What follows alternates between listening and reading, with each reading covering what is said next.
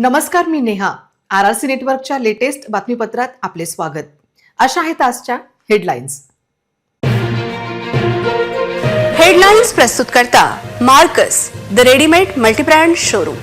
सर्वोत्तम quality, fresh stock, latest designs, reasonable rate. LRT college road, Raghuvanshi Mangal Karyalay के बाजू में, अकोला.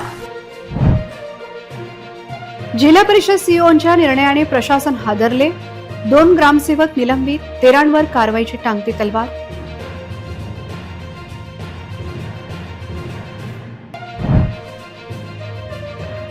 प्राध्यापक महिलेच्या आरोपाने उडाली चांगलीच खळबळ.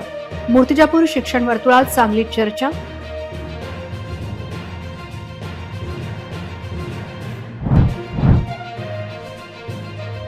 RRC नेटवर्कच्या सर्वेत हजारो लोकांनी केले मतदान. तुम्ही पण तुमच्या पसंतीच्या उमेदवाराला करा लाईक.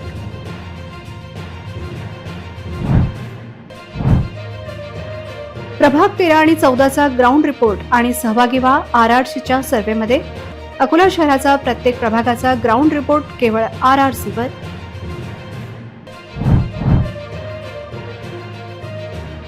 घुसरच्या अपघातात 2 ठार आणि 8 जखमी. भरधाव वाहनाच्या वेगाचे आणखीन किती बळी. आता सविस्तर बातम्या.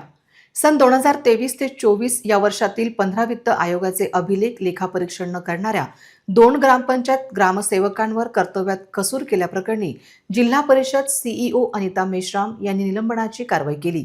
या व्यतिरिक्त इतर 13 ग्रामसेवकांवरती सुद्धा अशाच प्रकरणात कारवाईची शक्यता आहे, त्यामुळे याकडे लक्ष लागले आहे. प्रधान सचिवांची नाराजी. सन 2023 ते 24च्या 15व्या वित्त आयोगाचे ऑडिट अद्यापपर्यंत सादर न झाल्याने संबंधित 15 ग्रामपंचायतीच्या कामकाज संदर्भात राज्याच्या ग्रामविकास विभागाचे प्रधान सचिव यांनी नाराजी व्यक्त केली आहे. बाळापूर तालुक्यातील तामसी व शरद येथील ग्रामपंचायत अधिकारी प्रशांत नृप नारायण व बोडखा तालुका पातूर येथील ग्रामपंचायत अधिकारी बीबी आढे या ग्रामसेवकांवर निलंबनाची कारवाई करण्यात आली आहे. तर उर्वरित 13 ग्रामपंचायत अधिकारी रडारवर आहेत. त्यामुळे निलंबनाची कारवाई 15व्या वित्त आयोगाचे सन 2023 ते 24 या वर्षातील अभिलेख लेखापरीक्षण 29 ग्रामपंचायतींनी केले नाही. त्यासाठी जिल्हा परिषद सीईओ कडून 19, 20 व 21 नोव्हेंबर रोजी विशेष कॅम्पचे आयोजन करण्यात आले होते. त्यानंतर सुद्धा ग्रामपंचायत आगर, कासली, शिवापूर कासोद, वाडेगाव, उरड, शेळद, तामसी, चोहोगाव, आलेगाव, शिरला अंधारे, तांदडी बुद्रुक, पिंपळखुटा, चरणगाव, राहेर, बोडखा या 15 ग्रामपंचायतींनी अभिलेख रेकॉर्ड उपलब्ध करून दिले नाही. मूर्तिजापूर येथील गाडगे महाराज महाविद्यालयाच्या प्राचार्यांनी खोटी जन्मतारीख दर्शवून महाविद्यालय व शासनाची दिशाभूल केल्याचा आरोप महाविद्यालयातीलच प्राध्यापिकेने केला. तसेच त्याच्या वतीने वारंवार होणाऱ्या शारीरिक व मानसिक त्रासाला कंटाळून प्राध्यापिका कुटुंबियांसमवेत अमरावती विभागीय सहसंचालक उच्च शिक्षण विभाग कार्यालयासमोर गेल्या 3 दिवसांपासून उपोषण सुरू केले आहे.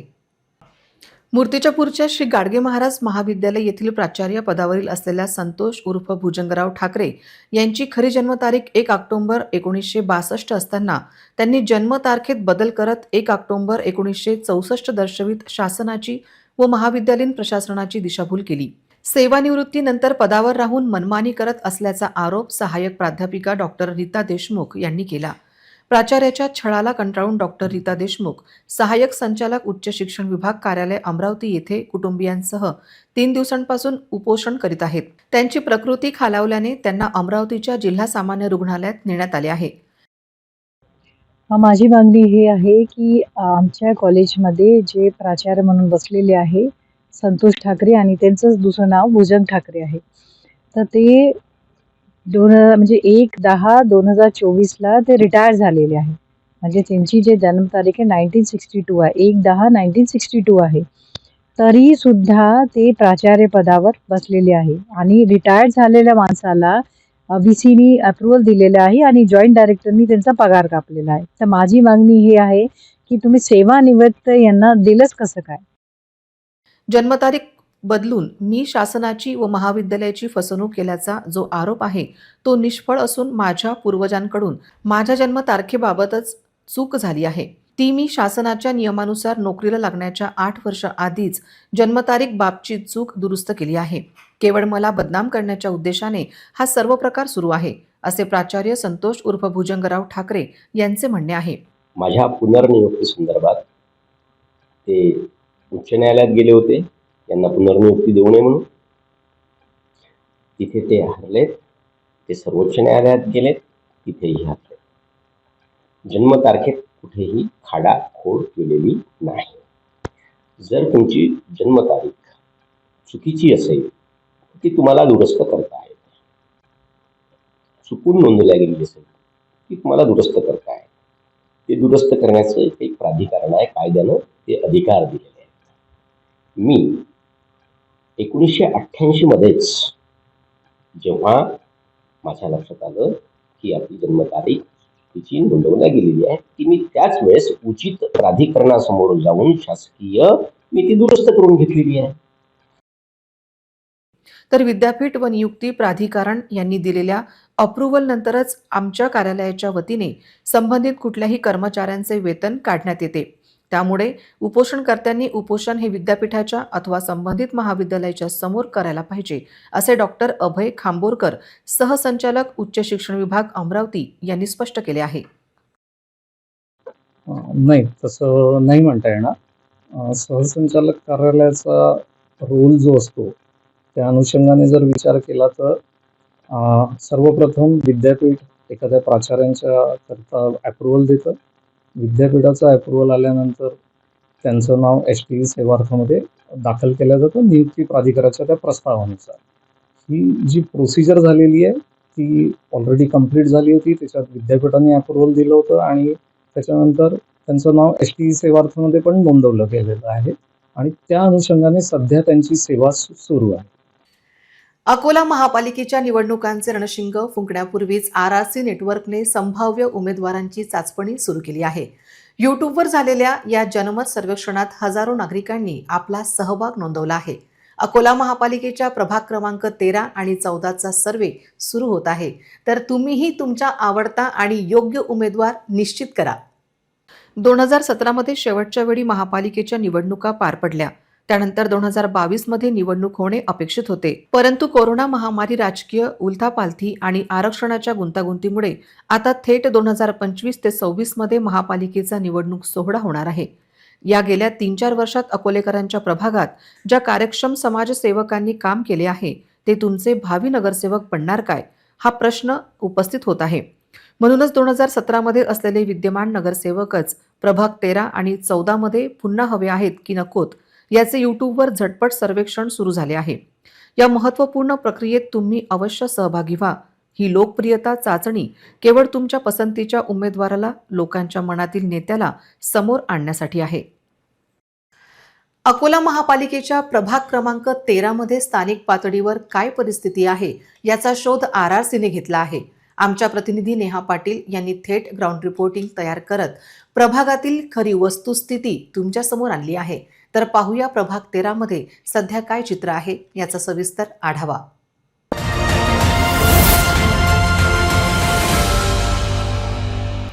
प्रभाग क्रमांक 13 शहरातील मोठा आणि हद्दवाढीच्या भागानंतर शहरात आलेला महत्त्वाचा भाग पिकिवी या प्रभागात आहे.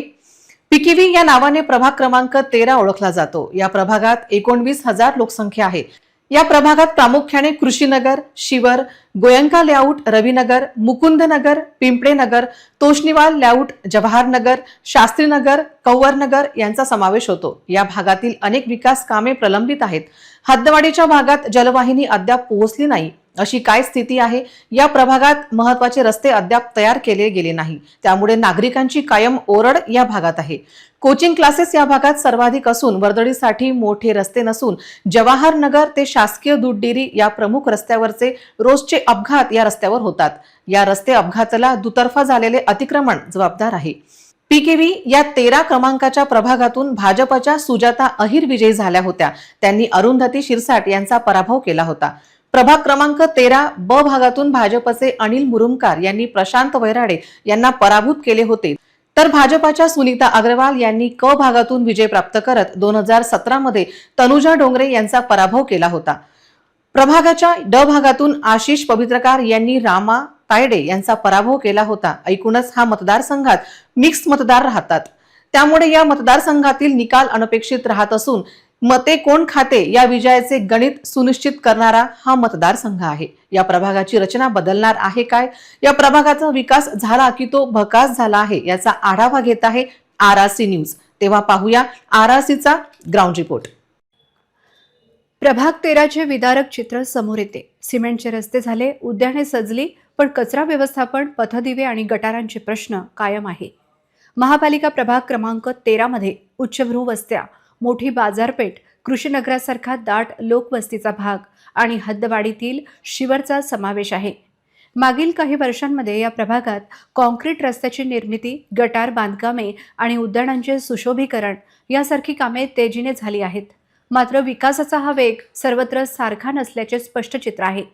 एका बाजूला विकासात्मक कामांची भरभराट दिसत आहे, तर दुसऱ्या बाजूला अनेक भागात मूलभूत नागरी सुविधांची वाणवा आहे. विशेषतः हद्दवाढीतील शिवर भागात शहराच्या तुलनेत विकासाचे काम अपेक्षेप्रमाणे झालेले नाही. कचरा गोळा करण्याची प्रक्रिया नियमित नसल्यामुळे नागरिकांना कचरा रस्त्यावर मोकळ्या जागेत टाकावा लागत आहे. हे वास्तव आहे. यंदा या प्रभाग क्रमांक 13 मध्ये अ भाग हा अनुसूचित जातीसाठी राखीव आहे, तर ब भाग हा OBC महिलेसाठी राखीव आहे. अर्थात नागरिकांचा मागास प्रवर्ग महिलेसाठी राखीव आहे, तर क भाग हा सर्वसाधारण महिलेसाठी राखीव आहे. प्रभाग 13 मधील ड भाग हा सर्वसाधारण अर्थात खुल्या प्रवर्गासाठी आहे. प्रभाग 13 हा शहरातील काही महत्त्वाच्या भागांना आपल्या कक्षेत घेतो. जवाहरनगर आणि शास्त्रीनगर सारख्या प्रतिष्ठित वस्त्या याच प्रभागात येतात. तसेच हद्दवाढीतील शिवर गावात सुद्धा याच प्रभागात समाविष्ट करण्यात आले आहे. शिवर ग्रामपंचायत असतानाच येथील रस्ते आणि गटारांची कामे सुरू होती. त्यानंतर हा परिसर महापालिकेत सामील झाला. प्रमुख प्रभागांपैकी एक असलेल्या या प्रभागात सिमेंटचे रस्ते, बागबगीच्यांचे नूतनीकरण, नालेसफाई यासारखी विकासाची कामे झाली नसली तरी या सुविधांचा लाभ सर्व वस्त्यांना समान प्रमाणात मिळालेला नाही. काही विभागांमध्ये पायाभूत सुविधांची उत्तम सोय झाली आहे, तर काही वस्त्यांमध्ये अद्यापही प्राथमिक सुविधांचा अभाव आहे. Jawahar Nagar, Shastrinagar, Gokul colony, telephone colony, Toshniwal layout या वस्त्या शहरातील विकसित निवासी क्षेत्र म्हणून ओळखल्या जातात. या परिसरातील सिमेंटचे रस्ते, गटारांची स्वच्छता, उद्यानांची उत्तम देखभाल यामुळे अर्ध्या भागातील नागरिक संतुष्ट आहेत. पण कृषीनगरचा काही हिस्सा, रविनगर, मुकुंदनगर, पिंपळेनगर तसेच हद्दवाढीतील शिवर परिसरात विकासात्मक कामांची गती मंदावलेली दिसते. प्रभाग 13 मध्ये काही भागात पाणीपुरवठा अनियमित असतो. कृषीनगर, रविनगर, मुकुंदनगर, पिंपळेनगर येथील नागरिकांनी पाणीपुरवठा अनिश्चित होत असल्याच्या तक्रारी केल्या आहेत. प्रभागातील तातडीच्या गरजा कृषीनगर, पिंपळेनगरातील काही रस्त्यांचे सिमेंटीकरण, गटारांची मोठ्या प्रमाणावर साफसफाई आणि पक्की बांधकामे, नियमित पाणीपुरवठा होणे, अंतर्गत रस्त्यावर स्ट्रीट लाईट्स बसवणे, पाणीपट्टीची भरमसाठ देयके, शिवर भागातील रहिवाशांनी पाणी मीटरची यथायोग्य तपासणी न करताच सरसकट हजारोंच्या घरात पाणीपट्टीची बिले पाठवल्याबद्दल नाराजी व्यक्त केली आहे. आता आपण आहोत प्रभाग क्रमांक 13. प्रभाग क्रमांक 13 मध्ये आपण शास्त्रीनगर या मेन चौकामध्ये आहे आणि आमचे कॅमेरा पर्सन तुम्हाला जस्ट दाखवत आहे की इथली रोडची अवस्था काय आहे. इथली रोडची अवस्था आमचा कॅमेरा पर्सन तुम्हाला थेट ग्राउंड रिपोर्ट आहे हा RRCचा ग्राउंड रिपोर्ट. शास्त्रीनगर प्रभाग क्रमांक 13 रोडची अवस्था तुम्ही बघू शकता. रोड अगदी रखडलेला आहे. त्याच्या डावी बाजूला लगेच आमचा कॅमेरा पर्सन तुम्हाला स्ट्रीक अगदी लाईट नालीसुद्धा दाखवणार आहे की सांडपाण्याची अवस्था येऊन ती सरळ रोडवर येते आहे. प्रभाग क्रमांक 13 आपण इथे आहो आणि स्ट्रेट माझ्यावरती तुम्ही बघू शकता की इथल्या वायरिंगची अवस्था कशी झालेली आहे आणि या चौकामध्ये स्ट्रीट लाईटसुद्धा नाही आहे अगदी वरती. आणि लाईनिंग ह्या वायरिंग ज्या आहेत ह्या अक्षरशः पूर्ण खाली लोमकलेल्या आहेत आणि डाव्या बाजूला कोचिंग क्लासेस आहे आणि माझ्या उजव्या बाजूला सुद्धा घरं आहेत. नागरिकांचे पाणी मीटर बंद असतानाही 20 ते 30 हजार रुपयांपर्यंत बिले आली आहेत. काही ठिकाणी मीटर फिरत नाही तर काही मीटर खराब असूनही त्यावर आधारित अवाजवी रक्कम आकारल्याने नागरिक त्रस्त झाले आहेत. बिलांमध्ये प्रचंड विसंगती असून जिथे महिन्याला साधारण 150 रुपयांचे बिल अपेक्षित आहे तिथे अचानक 20 ते 30 हजारांचे देयक आल्याने नागरिकांमध्ये संताप आहे.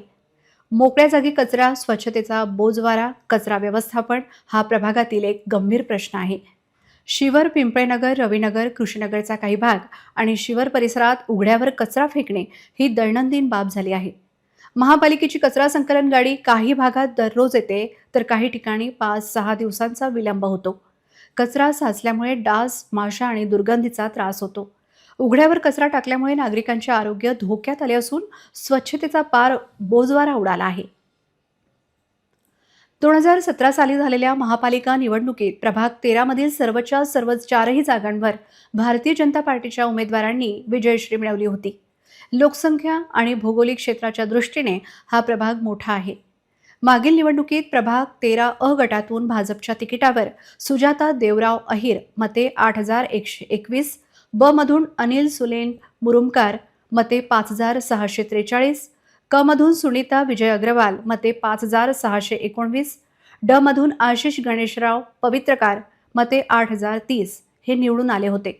इच्छुक कामाला लागलेल्या प्रभागात उमेदवारीसाठी इच्छुकांची संख्या मोठी आहे. प्रभागनिहाय आरक्षण जाहीर झाल्यावर काहींना फायदा झाला आहे. प्रभागातील काही भागात मोठ्या प्रमाणावर रस्ते, गटारांची कामे, उद्यानांचे नूतनीकरण करण्यात आले. मागील निवडणुकीत भारतीय जनता पार्टीचे वर्चस्व या प्रभागात होते.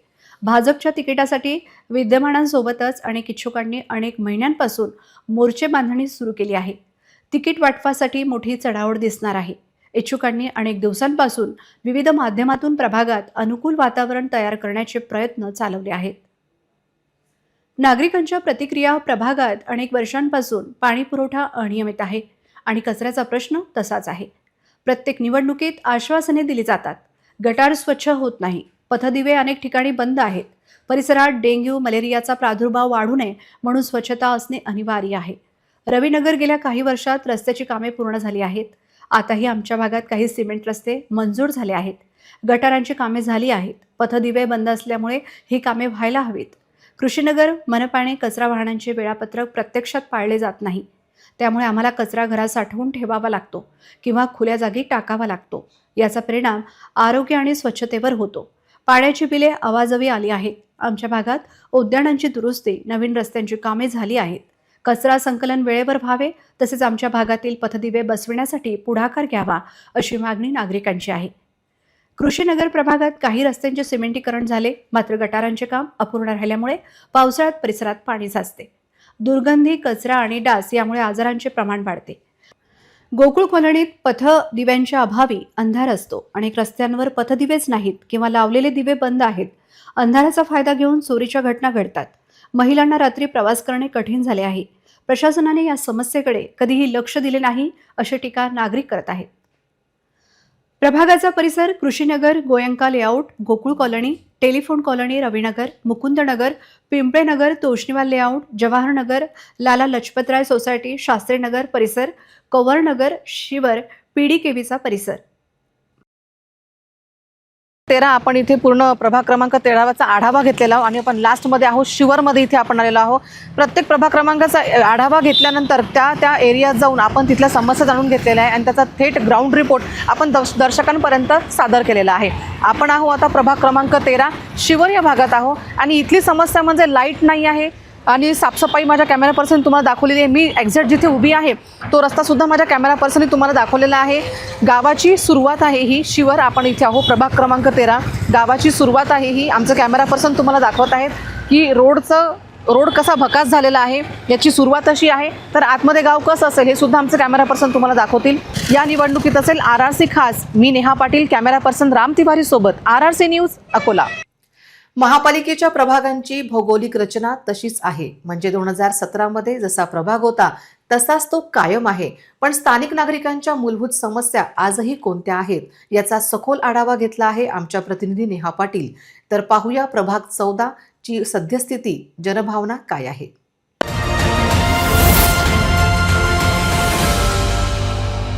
प्रभाग क्रमांक 14.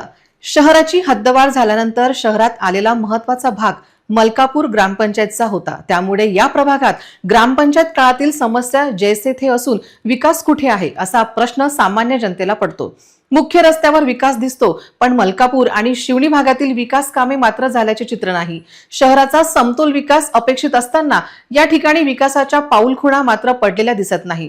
प्रभाग क्रमांक 14 हा मलकापूर म्हणून ओळखला जातो. या प्रभागात शिवणी, मलकापूरचा समावेश होतो. या प्रभागात MIDCचा भाग वगळला आहे. शहर मलकापूर भागात वाढते आहे. या दृष्टीने कुठलेही नियोजन महापालिकेचे दिसत नाही.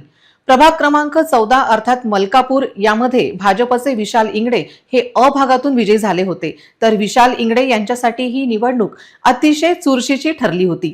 ते केवळ 2 मतांनी जिंकले होते. विशाल इंगडे यांनी प्रवीण पातोडे यांचा पराभव केला होता. भारिप बसमच्या किरण बोराखडे या ब भागातून विजयी झाल्या होत्या. त्यांनी पूजा वाघ यांचा पराभव केला होता. तर भाजपच्या दीपाली जगताप क भागातून विजयी झाल्या होत्या. त्यांनी किरण पाखरे यांचा पराभव केला होता. या प्रभागाच्या ड भागातून शिवसेनेचे मंगेश काडे विजयी झाले होते. त्यांनी शेख शमसकुमार साबीर यांचा पराभव केला होता.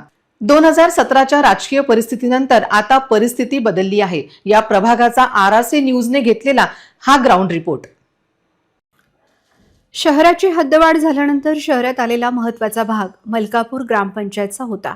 त्यामुळे या प्रभागात ग्रामपंचायत काळातील समस्या जैसे थे असून विकास कुठे आहे असा प्रश्न सामान्य जनतेला पडतो. मुख्य रस्त्यांवर विकास दिसतो, पण मलकापूर आणि शिवणी भागातील विकास कामे मात्र झाल्याचे चित्र नाही. शहराचा समतोल विकास अपेक्षित असताना या ठिकाणी विकासाच्या पाऊलखुणा मात्र पडलेल्या दिसत नाही. प्रभाग क्रमांक 14 हा मलकापूर म्हणून ओळखला जातो. या प्रभागात शिवणी व मलकापूरचा समावेश होतो. या प्रभागात MIDC भाग वगळला आहे. शहर मलकापूर भागात वाढले आहे. त्या दृष्टीने कुठलेही नियोजन महापालिकेचे दिसत नाही.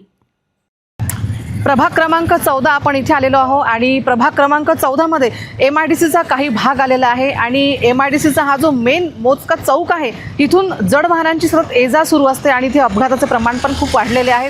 इथे साफसफाई रेग्युलर नसते. नाल्यांचे सर्व्हिस जो आपण नाल्यांचा परिणाम आहे किंवा नाल्याची साफसफाई आहे ते पण इथे रेग्युलर होत नाही. मेन चौक आहे MIDCचा आणि स्ट्रीट लाईट सुद्धा इथे बंद असतात. प्रभाग क्रमांक 14 अर्थात मलकापूर यामध्ये भाजपचे विशाल इंगळे हे अ भागातून विजयी झाले होते, तर विशाल इंगळे यांच्यासाठी ही निवडणूक अतिशय चुरशीची ठरली होती. ते केवळ 2 मतांनी जिंकले होते. विशाल इंगळे यांनी प्रवीण पातोडे यांचा पराभव केला होता. भारिप बमसच्या किरण बोराखडे या ब भागातून विजयी झाल्या होत्या. त्यांनी पूजा वाघ यांचा पराभव केला होता, तर भाजपच्या दीपाली जगताप क भागातून विजयी झाल्या होत्या. त्यांनी किरण पाखरे यांचा पराभव केला होता. या प्रभागाच्या ड भागातून शिवसेनेचे मंगेश काळे विजयी झाले होते. त्यांनी शेख शमसुकमार साबीर यांचा पराभव केला होता. 2017च्या राजकीय परिस्थितीनंतर आता परिस्थिती बदलली आहे. यंदा प्रभाग 14चे आरक्षणात मोठा फेरबदल झाला आहे. यात अनुसूचित जाती महिलेसाठी प्रभाग 14 मधील अ भाग राखीव आहे, तर OBC महिलेसाठी प्रभागातील ब भाग हा राखीव आहे. सर्वसाधारण अर्थात खुल्या गटातील महिलेसाठी क भाग राखीव आहे, तर सर्वसाधारण अर्थात खुल्या गटासाठी क भाग राखीव आहे. प्रत्येक निवडणुकीत आश्वासने दिली जातात. गटारे स्वच्छ होत नाहीत. पथदिवे अनेक ठिकाणी बंद आहेत. परिसरात डेंग्यू मलेरियाचा प्रादुर्भाव वाढू नये म्हणून स्वच्छता असणे अनिवार्य आहे. शिवणीत गेल्या काही वर्षात रस्त्यांची कामे पूर्ण झाली आहेत. आताही आमच्या भागात काही सिमेंट रस्ते मंजूर झाले आहेत. गटारांची कामे झाली आहेत. पथदिवे बंद असल्यामुळे ही कामे व्हायला हवीत. मलकापूर परिसरात मनपाने कचरा वाहनांचे वेळापत्रक प्रत्यक्षात पाळले जात नाही. त्यामुळे आम्हाला कचरा घरात साठवून ठेवावा लागतो किंवा खुल्या जागी टाकावा लागतो. याचा परिणाम आरोग्य आणि स्वच्छतेवर होतो. पाण्याचे बिले आवाजवी आली आहेत. आमच्या भागात उद्यानांची दुरुस्ती, नवीन रस्त्यांची कामे झाली आहेत. कचरा संकलन वेळेवर व्हावे, तसेच आमच्या भागातील पथदिवे बसविण्यासाठी पुढाकार घ्यावा अशी मागणी शिवणी व मलकापूरच्या नागरिकांची आहे. शिवणी भागात काही रस्त्यांचे सिमेंटीकरण झाले, मात्र गटारांचे काम अपूर्ण राहिल्यामुळे पावसाळ्यात परिसरात पाणी साचते. दुर्गंधी, कचरा आणि डास यामुळे आजारांचे प्रमाण वाढते. पथदिव्यांच्या अभावी अंधार आहे. अनेक रस्त्यांवर पथदिवेच नाहीत किंवा लावलेले दिवे बंद आहेत. अंधाराचा फायदा घेऊन चोरीच्या घटना घडतात. महिलांना रात्री प्रवास करणे कठीण झाले आहे. प्रशासनाने या समस्याकडे कधीही लक्ष दिले नाही अशी टीका नागरिक करीत आहेत. प्रभाग क्रमांक 14 आपण इथे आहोत. MIDCचा भाग आपण बघितलेला आहे आणि आपण शिवणीचा पण भाग बघितलेला आहे. तिथल्या समस्या आपण जाणून घेतलेल्या आहे आणि हा ग्राउंड रिपोर्ट माझ्या दर्शकांना थेट जातो आहे. आणि आपण आहोत प्रभाग क्रमांक 14च्या मलकापूर या भागात. मलकापूरचा पण तोच मुद्दा आहे. जेवढेही प्रभाग क्रमांक आपण बघितले, मुद्दा फक्त एकच आहे, स्ट्रीट लाईट, सांडपाण्याचा प्रॉब्लेम, नाल्यांची दुरवस्था आणि रस्त्यांचे जेही रखडलेले प्रॉब्लेम्स आहेत ते अजूनही सॉल्व्ह झालेले नाही आहे. प्रभाग क्रमांक 14चा आढावा आपण पूर्ण घेतलेला आहे. फेक नसतील हे नरेटिव्ह, नाही खोटे उन्माद. या निवडणुकीत असेल आरआरसी खास. मी नेहा पाटील, कॅमेरा पर्सन राम तिवारी सोबत, आरआरसी न्यूज, अकोला. अकोला शहरातील प्रभाग 20 हा विकासाच्या बाबतीत नंबर 1चा प्रभाग बनला आहे. प्रभागातील 4ही माजी नगरसेवक विकासाच्या बाबतीत दक्ष असल्याचे मत भाजपाचे महानगर अध्यक्ष जयंत मसने यांनी व्यक्त केले. अकोल्याच्या पहिल्या महिला महापौर आणि माजी नगरसेविका सुमनताई गावंडे यांच्या संकल्पनेतून प्रभाग 20 मध्ये उभारण्यात आलेल्या विठाई उद्यानाचे उद्घाटन त्यांच्या हस्ते संपन्न झाले. अकोला शहरातील सर्वात उत्कृष्ट प्रभाग म्हणून प्रभाग क्रमांक 20 ओळखला जातो. अकोला शहराच्या पहिल्या महापौर सौ सुमनताई गावंडे यांचा हा प्रभाग आहे. त्यांच्या सोबतीला माजी दक्षिण झोन सभापती शारदाताई ढोरे, विनोद मापारी तसेच विजय इंगडे सारखे कर्तृत्ववान नगरसेवक आहेत. माजी खासदार संजय धोत्रे, आमदार रणधीरभाऊ सावरकर, पालकमंत्री आकाश पुंडकर तसेच खासदार अनुप धोत्रे यांच्या मार्गदर्शनाखाली तसेच कर्तव्यदक्ष नगरसेविका सुमनताई गावंडे आणि प्रभागातील 3ही नगरसेवक यांच्या कार्यकुशलतेमुळे या प्रभागाचे नंदनवन झाले आहे. अकोला शहरात हा प्रभाग नंबर 1च प्रभाग बनला आहे. या प्रभागात नुकतेच नाना नानी पार्क प्रमाणे विठाई उद्यानाची निर्मिती आज करण्यात आली आहे. याचे उद्घाटन भारतीय जनता पार्टीचे महानगर प्रमुख तसेच माजी नगरसेवक जयंत मसने यांच्या हस्ते संपन्न झाले. विठाई उद्यानाच्या निर्मितीमुळे प्रभागाच्या सौंदर्यात अजून भर पडली आहे.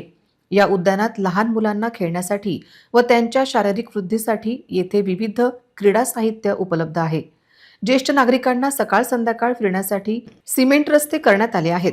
वृक्षारोपणमुळे अतिशय निसर्गरम्य वातावरण निर्माण झाले आहे. या विठाई उद्यानाचा लाभ नागरिकांनी घ्यावा असे आवाहन उद्घाटन जयंत मसने यांनी केले. तसेच यापुढे शहरात भाजपचा महापौर राहणार असून यंदा भाजपचे शहरात 55 पेक्षा अधिक नगरसेवक निवडून आणण्याचे उद्दिष्ट असल्याचे त्यांनी सांगितले. आज सकाळी प्रभाग 20 मध्ये भाजप युवा कार्यकर्ते आणि सुमनताई समर्थकांची मोठी रॅली निघाली. यावेळी प्रभागातील भाजपमय वातावरणाने सकाळ अधिक प्रफुल्लित झाली होती. 80 जागांपैकी भाजप किती जागांवरती विजय होईल असा तुमचा विश्वास आहे? ते आता मागच्या वेळेस 17चं इलेक्शन आपण पाहिलं तर 48 ठिकाणी भारतीय जनता पार्टी नगरसेवक निवडून आले आणि 7 ते 8 ठिकाणी भारतीय जनता पार्टी नगरसेवक 2 नंबर होते. तर यावेळेस आमचं टार्गेट 55+ आहे आणि 55+ 100% येतील म्हणजे येतीलच. तुम्हाला सांगतो पूर्वमध्येच मागच्या वेळेस 32 पैकी 28 सीटा भारतीय जनता पार्टीच्या आल्या. ज्या चुका मागच्या वेळेस आम्ही थोड्या मतांना आमचे नगरसेवक पडले, ज्या चुका झाल्या ते दुरुस्त करून नव्यानं आम्ही इलेक्शन लढणार आहोत. त्यामुळे 55+ यावेळेस 100% भारतीय जनता पार्टी सीट येतील. नक्कीच महापौर भारतीय जनता पार्टीचं. खरं तर पहिल्यांदा आपलं स्वागत करते थँक्यू. आणि आपल्या या प्रभागात आपण प्रश्न जो विचारला की विठाई नाव हे सगळ्यांचं म्हणजे जवळचं, रोज आपल्या स्मरणात असते विठाई. आणि आमचे सर्व नागरिक बंधू आणि भगिनी यांनी हे नाव सुचवलेलं आहे. नक्कीच त्यांच्यामुळेच विठाई नाव हे आपल्याला ठेवायची म्हणजे आमच्या मनातून होतंच, पण त्यांची इच्छा होती. त्यांचं सगळ्यांचं मत घेतलं आणि हे नाव ठेवलं. आपल्या या 20 नंबरमध्ये राहिलेला विकास ताई असा आहे की हे संपतच नाही, म्हणजे सतत चालू असते. पण त्या माध्यमातून आमचे नेते आहेत खासदार अनुप भाऊ, आमचे आमदार आहेत रणधीर भाऊ कर्तव्यदक्ष आमदार आणि पालकमंत्री आणि आमचे सर्व नेते की त्यांच्या मान्यतेनं कुठलाही निधी आला तर ते भरपूर निधी आम्हाला देतात. त्यामुळे आम्ही कामं करू शकतो. त्यांच्या मार्गदर्शनात हा सर्व विकास झालेला आहे आणि यापुढेही याच्याहीपेक्षा जास्त विकास आम्ही करणार आहोत. कारण निवडणुका झाल्यावर जे काही भागात कुठेही काही जे नागरिकांचं मागणं असेल ते पूर्ण करणार आहोत. नक्कीच. आमच्या संपूर्ण RRC टीमकडनं तुम्हाला तुमच्या पुढच्या वाटचालीसाठी भरभरून शुभेच्छा ताई. कार्यक्रमाला उपस्थित असलेल्या सर्व पाहुण्यांचे पुष्पगुच्छ देऊन तसेच भगवद्गीता देऊन त्यांचा सत्कार करण्यात आला. विकास हा कधी संपत नसतो, त्यामुळे प्रभागात अजून कसा विकास करता येईल याचाच ध्यास आम्हा 4ही नगरसेवकांना असल्याचे मत पूर्व महापौर सुमनताई गावंडे यांनी व्यक्त केले. तसेच या उद्यानाचे नाव विठाई हे प्रभागातील नागरिकांनी सुचवल्याचे त्यांनी सांगितले. आमच्या प्रभागाचे 4ही नगरसेवक कर्तव्यदक्ष असून सौ सुमनताई गावंडे तर वार्डातील बहिणाबाई असून प्रभागाचे पालकत्व त्यांच्या हाती असल्याचे आम्ही निर्धास्त आहोत. ज्याप्रमाणे घरात स्वच्छता हवी तशी स्वच्छता संपूर्ण प्रभागात ठेवण्यासाठी त्या कटिबद्ध असल्याचे मत प्रभागातील नागरिकांनी व्यक्त केले.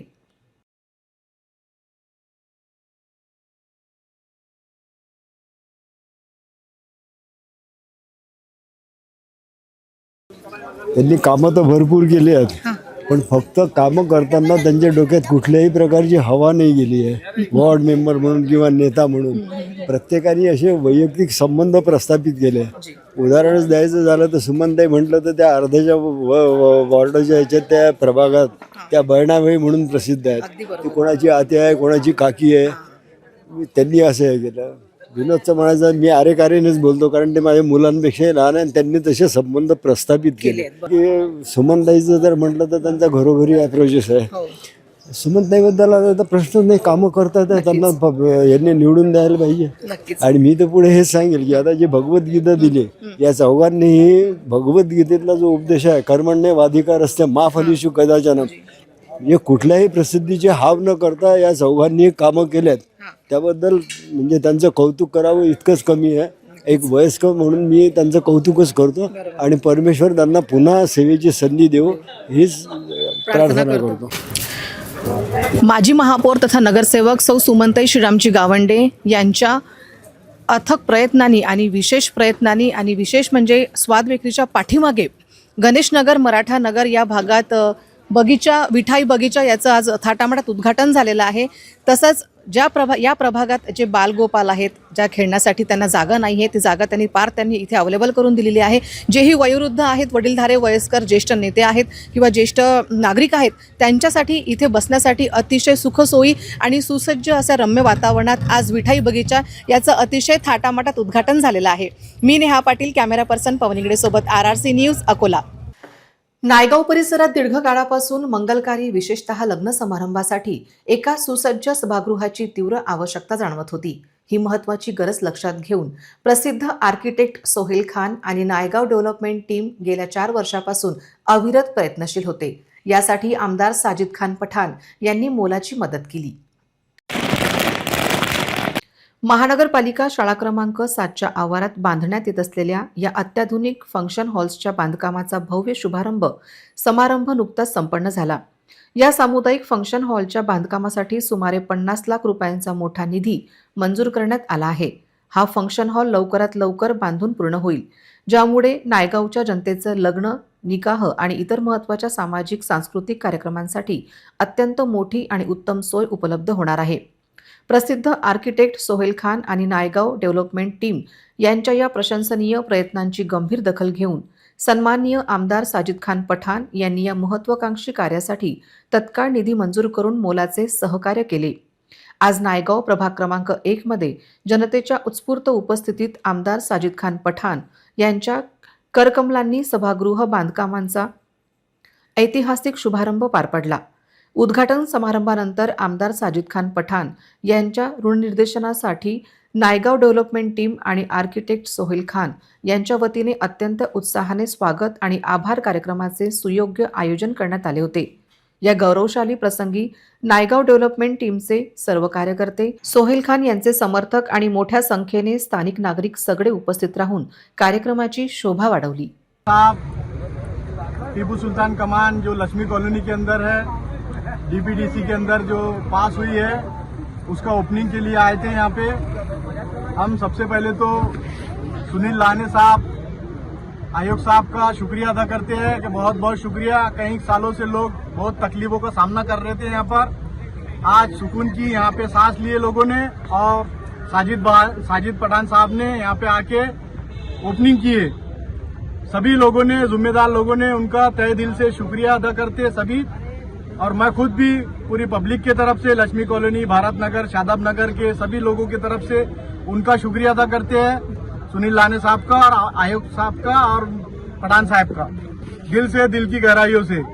दूसरी बात कि यहाँ पे कत्ल खाने का भी जो काम किया गया है वो आमदार निधि के अंदर साजिद पठान साहब की निधि में काम हुआ है. कब्रस्तान, ईरानी कब्रस्तान, और आज नायगांव में खड़े हुए पे यहाँ पे भी सभागृह का काम शुरू हुआ है. यहाँ पे भी कुदाली इन्होंने मारे हैं. ये बहुत सारे काम यहाँ पे पास किए हैं. मैं इनका दिल से शुक्रिया अदा करता हूँ. बहुत बहुत शुक्रिया. सोहेल भाई कुछ बोलेंगे यहाँ पे नायगांव में. जय हिंद, जय महाराष्ट्र. मैं आर्किटेक्ट सोहेल खान और हम लोगों के आसिफ भाई, सलाम भाई, अब्दुल्ला भाई साथ में हैं. और अल्हम्दुलिल्लाह आज नायगांव प्रभाग 1 के अंदर 4 काम किए गए हैं, जिसमें से शिरोड़ा में है, कत्ल खाने का है, ईरानी झोपड़पट्टी का है, काफी सारे कामों का भूमि पूजन हुआ है. उसके अंदर सबसे इम्पोर्टेंट जो शादी खाना नायगांव के लिए एक बहुत ज्यादा जरूरत थी, वो आज साजिद भाई ने पिछले जो हम 5-6 महीने से उनके पीछे लग के कि भाई यहाँ पर एक नायगांव में एक शादी का खाना होना चाहिए, जिससे क्या होता था कि पिछले हमेशा की जो शादियां होती थी वो रास्ते पे होती थी, स्कूल में जगह नहीं मिलती थी। तो हमारी रिक्वेस्ट सुनकर साजिद भाई ने यहाँ पर 50 लाख की करीबन निधि दी और इंशाल्लाह आने वाले दुखपाले के तक ये शादी का हॉल बनकर तैयार हो जाएगा। और हम लोग साजिद भाई का बहुत बहुत शुक्रिया अदा करते हैं कि जिन्होंने नायगांव की परेशानियों को समझ के यहाँ पर जो निधि दी उसका काम जल्द से जल्द पूरा करवाने में भी हमारी मदद करेंगे। और यहाँ पर जितने भी लोग आए हैं नायगांव के और लक्ष्मी नगर से, भारत नगर से, आकोट पहल से, शिरोड़ा से, उन लोगों का बहुत बहुत शुक्रिया कि आप लोगों ने आपका कीमती वक्त निकाले। आज बहुत सारी शादियां फिर भी आज बहुत से लोग आए हैं, आपका बहुत बहुत शुक्रिया। अस्सलाम वालेकुम।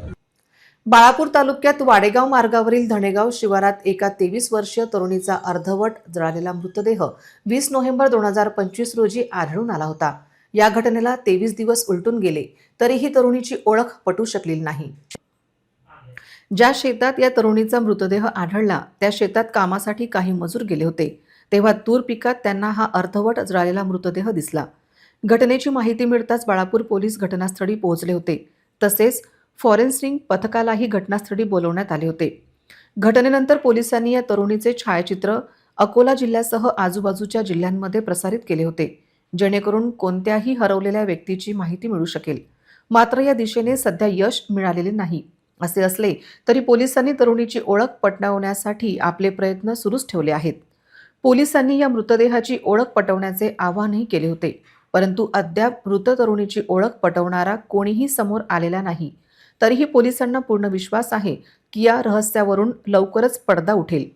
तरुणीची ओळख पटवण्यासाठी किंवा या घटनेच्या दुव्यांना जोडण्यासाठी पोलीस सातत्याने या दिशेने तपास करत आहेत। पातूर तालुक्यातील माळराजुरा येथील युवकाचा मृतदेह खदानीत आढळला। 2 दिवसापासून तो बेपत्ता असल्याची तक्रार पातूर पोलीस स्टेशनला दिली होती। आज सकाळी युवकाचा गिट्टी खदानातील बुडून मृत्यू झाल्याचे निष्पन्न झाले। माळराजुला येथील 25 वर्षीय युवक ज्ञानेश्वर उत्तम अंभोरे हा शेतावर रखवालीसाठी जातो म्हणून घरी निघाला, परंतु घरी परतलाच नाही। कुटुंबीय गावकऱ्यांनी सर्वत्र शोध घेतला असता दिसला नाही, त्यामुळे पातूर पोलिसात तक्रार दाखल केली होती, परंतु 12 डिसेंबर रोजी कोसगाव शेत शिवारात असलेल्या गिट्टी खदानीत युवकाचा मृतदेह पाण्यावर तरंगताना गावकऱ्यांना दिसला। पोलिसांनी युवकाचा मृतदेह पाण्याबाहेर काढून शवविच्छेदनाकरिता अकोला येथे रवाना करण्यात आला। घटनेचा तपास पातूर पोलीस करत आहेत। अमरावती गुन्हे शाखा पथकाकडून राजापेठ पोलीस स्टेशन अंतर्गत दाखल गुन्ह्यातील आरोपीला ताब्यात घेतले। खुनाचा प्रयत्न करणारा आरोपी पोलिसांना हवा होता, त्यांच्या विरुद्ध कारवाई करण्यात आली। 1 डिसेंबर 25 रोजी फिर्यादी शुभम जनबंधू यांच्या तक्रारीवरून राजापेठ पोलिसांनी विविध कलम तसेच अनुसूचित जाती अत्याचार प्रतिबंधक कायद्यानुसार गुन्हा दाखल केला होता। या प्रकरणात 20 ते 22 आरोपींनी संगनमत करून हातावर तलवारी घेऊन फिर्यादीला जीवे मारण्याचा प्रयत्न करून जातीवाचक शिवीगाळ केली होती। तसेच फिर्यादीच्या घराजवळ दहशत पसरवण्याच्या उद्देशाने तेथील 10-12 दुचाकी गाड्यांचे नुकसान केले। सदर गुन्ह्यात पाहिजे असलेला आरोपी आदेश संतोष रघुवंशी राहणार जेवडनगर गल्ली नंबर 1 अमरावती हा गुन्हा घडल्यापासून आपले अस्तित्व लपवून स्वतःची अटक चुकविण्याकरता विविध ठिकाणी वास्तव्य करीत होता। त्याचा शोध घेताना आरोपी जवाहरनगर ग्राउंड येथून ताब्यात घेण्यात आले। आरोपीस पुढील कार्यवाहीकरिता पोलीस ठाणे राजापेठ यांचे ताब्यात दिले। वरिष्ठ पोलीस अधिकाऱ्यांच्या मार्गदर्शनाखाली कारवाई करण्यात आली। कापूस वेचून घरी परतणाऱ्या मजुरांचे वाहन उलटून झालेल्या भीषण अपघातात दोघांचा जागीच मृत्यू झाला, तर 11 मजूर गंभीर जखमी झाले। ही दुर्दैवी घटना शनिवारी रात्री सुमारे 8:15 घुसरणाची घडली। अपघातानंतर परिसरात एकच खळबळ उडाली असून हळहळ व्यक्त केली जात आहे।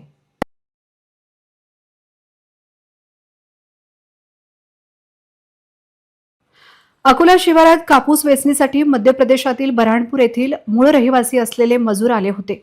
या मजुरांचे सध्या वास्तव्य आपातापा परिसरात होते। दिवसभर कापूस वेचणीचे काम आटोपवून शनिवारी रात्री सर्व मजूर एका वाहनाने घरी परतत होते। रात्रीच्या सुमारास घोसर नजीक विद्युत कंपनीच्या पॉवर हाऊस समोर वाहनावरील चालकाचे नियंत्रण सुटल्याने वाहन रस्त्याच्या कडेला उलटले। अपघात इतका भीषण होता की वाहनातील काही मजूर रस्त्यावर फेकले गेले। या दुर्घटनेत मुन्नीबाई जांभेकर वय 45 वर्ष आणि मनीष काजेकर वय 37 वर्ष यांचा जागीच मृत्यू झाला। उर्वरित 11 मजूर गंभीर जखमी झाले असून त्यांच्यापैकी काहींची प्रकृती चिंताजनक असल्याची माहिती सूत्रांनी दिली आहे। घटनेची माहिती मिळताच सामाजिक कार्यकर्ते व रुग्णसेवक पराग गवई यांनी तातडीने घटनास्थळी धाव घेतली. स्थानिक नागरिकांच्या मदतीने जखमींना रुग्णवाहिकेद्वारे शासकीय वैद्यकीय महाविद्यालय व रुग्णालय उपचारासाठी दाखल करण्यात आले. प्राथमिक तपासात वाहनाचा वेग अधिक असल्याने अपघात घडल्याची शक्यता व्यक्त करण्यात येत आहे. या प्रकरणी पुढील तपास अकोटफैल पोलीस करीत आहेत. पुन्हा एक नजर टाकूया आजच्या प्रमुख घडामोडींवर. हेडलाईन्स प्रस्तुत करता Marcus the readymade multibrand showroom. सर्वोत्तम quality, fresh stock, latest designs, reasonable rate. LRT college road, Raghuvanshi Mangal Karyalay के बाजू में, अकोला. जिल्हा परिषद सीईओंच्या निर्णयाने प्रशासन हादरले. 2 ग्रामसेवक निलंबित, 13 कारवाईची टांगती तलवार.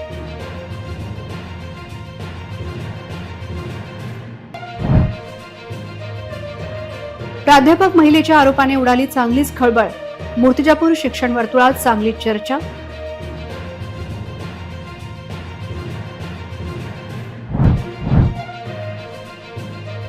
RRC नेटवर्कच्या सर्वेत हजारो लोकांनी केले मतदान. तुम्ही पण तुमच्या पसंतीच्या उमेदवाराला करा लाईक.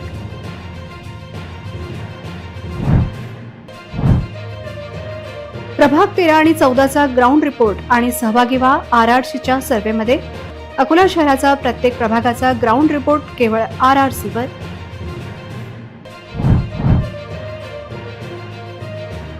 घुसरच्या अपघातात 2 ठार आणि 8 जखमी. भरधाव वाहनाच्या वेगाचे आणखीन किती बळी. बातम्यांसाठी तुम्ही पाहत रहा RRC news. 2,41,000 दर्शकांनी RRC digital Akola हे युट्यूब चॅनल सबस्क्राईब केले आहे. तेव्हा तुम्ही कसली वाट पाहत आहात? तुम्ही पण सबस्क्राईब करा आणि बेल आयकॉन क्लिक करत RRCच्या बातम्या निरंतर पहा. तुमच्या मोबाईलवर नोटिफिकेशन मिळवण्यासाठी सबस्क्राईब करा RRCचे हे युट्यूब चॅनल. लाईक आणि फॉरवर्ड करा RRC डिजिटल अकोलाचे हे न्यूज बुलेटिन. पुन्हा भेटूया लेटेस्ट बातम्यांसह नवीन बातमीपत्रात. तोवर नमस्कार.